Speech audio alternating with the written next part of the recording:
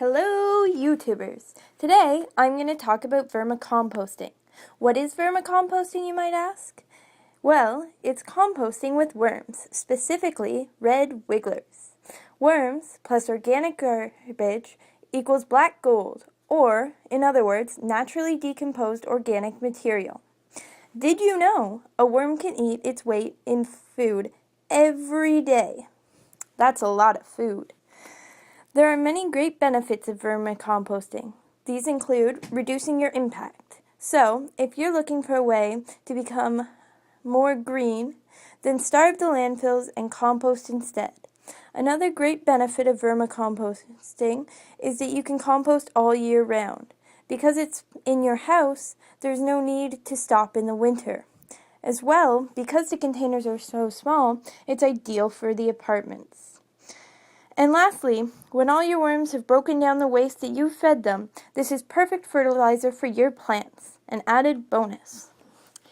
However, there are a couple things you should know about your worms before you start. Unlike humans, worms collect water through their skin. This makes it important for their habitat to have just the right amount of moisture. Too much moisture will make them uncomfortable, and too little moisture will make them too dry. As well, worms are like birds. When they eat, they use their gizzards. This means that they pull food into their mouth using a small flap of skin. So, the smaller and the softer the food, the better. So, the more rotten and the better bacteria has broken it down, the easier it will be for your worms to eat. Another thing that you should know about your worms is that they will reproduce rather quickly.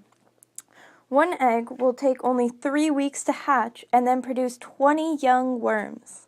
So watch out, your worm bin's going to be full soon. So, steps in making your own worm bin. The first thing you will need is a container.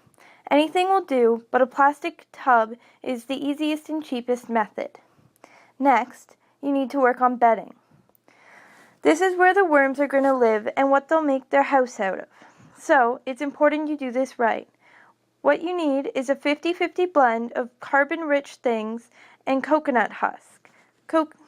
The carbon-rich things will include things like cardboard, newspaper, and egg cartons, whereas the coconut husk is a core.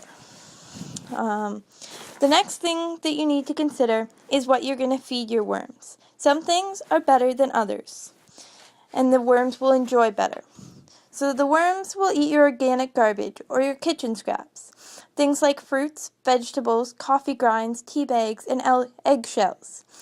However, there are a couple things that worms don't particularly like as much, but you can still feed them in small amounts. This is things like acidic things such as oranges and onions, as well as things like pastas and breads. And then there are things that it is best to completely avoid, such as meat, dairy, and oily foods. This is because the worms cannot break it down in time, and because it's not as good for them. And your last step is simply to add your little composters and let them eat away. I hope this video was useful. If you have any questions, why don't you use the reference sites provided?